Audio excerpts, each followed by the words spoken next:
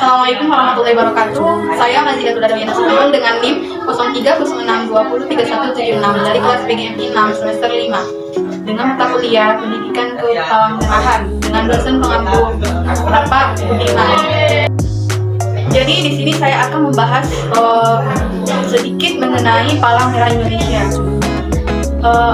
Di mana PMI adalah kepanjangan dari Palang Merah Indonesia, yang merupakan sebuah organisasi perhimpunan nasional di Indonesia yang bergerak di bidang sosial kemanusiaan. Jadi PMI didirikan pada tanggal 17 September 1945 oleh Insinyur Soekarno dan Muhammad Hatta. Tujuan PMI yaitu untuk membantu meringankan penderitaan sesama manusia akibat bencana, baik bencana alam maupun bencana akibat ulah manusia, tanpa membedakan latar belakang korban yang ditolong. Contoh bencananya yaitu seperti kebanjiran, kebakaran, longsor, gempa bumi, maupun penyakit dan bencana lainnya. Jadi di sini saya akan membahas sedikit tentang salah satu kegiatan PMI yaitu donor darah. Pengertian donor darah.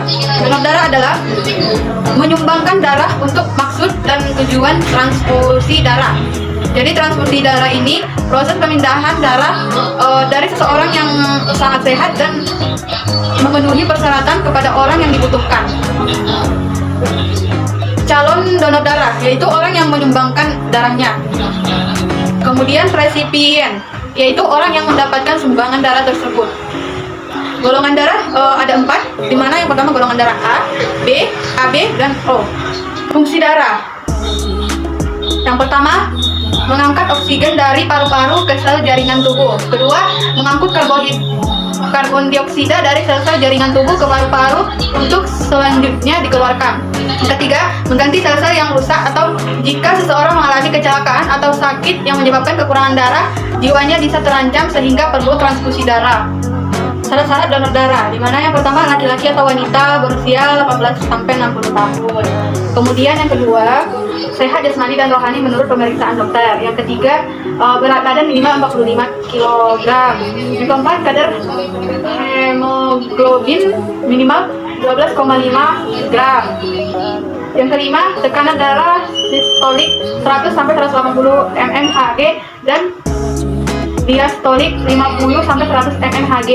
Yang keenam, tidak menderita penyakit berisiko tinggi seperti HIV atau AIDS, kemudian hepatitis, sifilis, jantung, hati, paru, ginjal, kencing manis, kejang, kanker atau penyakit kulit kronis. Macam-macam pendonor. Yang pertama, donor darah sukarela. Di mana donor darah sukarela ini maksudnya seseorang yang menyumbangkan darahnya secara sukarela tanpa mengetahui untuk siapa gitu. Kemudian yang kedua, donor darah pengganti. Seseorang yang diminta untuk menyumbangkan darahnya kepada seseorang dan dia tahu kepada siapa darah tersebut diberikan. Kemudian yang ketiga, pendonor komersial atau masih belum diakui dan takkan pernah diakui. Jadi maksudnya pendonor komersial ini kayak seseorang yang menjual darahnya gitu. Jadi pendonor komersil ini tidak patut untuk dicontohkan karena kita sebagai pendonor harus ikhlas membantu sesama. Jadi intinya pendonor komersil ini kayak ingin mendapatkan keuntungan. Jadi yang didapatkan setelah donor darah, yang pertama kepuasan batin karena darah yang disumbangkan dapat menyelamatkan jiwa seorang yang membutuhkan. Kemudian yang kedua, kesehatan kita menjadi terpantau karena kondisi kesehatan tidak akan diperiksa secara teratur. Yang kemudian yang ketiga, membuat tubuh semakin sehat sebab dengan mendonorkan darah tubuh akan memproduksi darah yang baru. Yang keempat, dapat bergabung dalam organisasi PMI untuk menambah relasi atau teman dan berperan di kegiatan kemanusiaan lainnya. Kemudian yang terakhir, meningkatkan jumlah DDS atau donor darah sukarela akan meningkatkan nilai-nilai kesetiakawanan dan kepedulian sosial. Kemudian pembahasan terakhir mengenai bagaimana cara menjadi pendonor darah sukarela.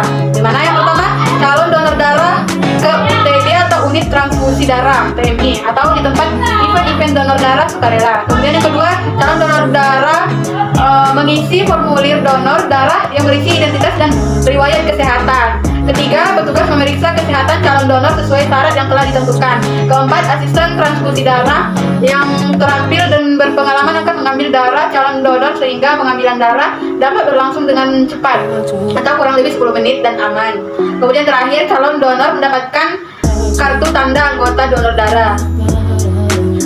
Kartu ini sebagai bukti bahwa pemilik telah mendonorkan darahnya.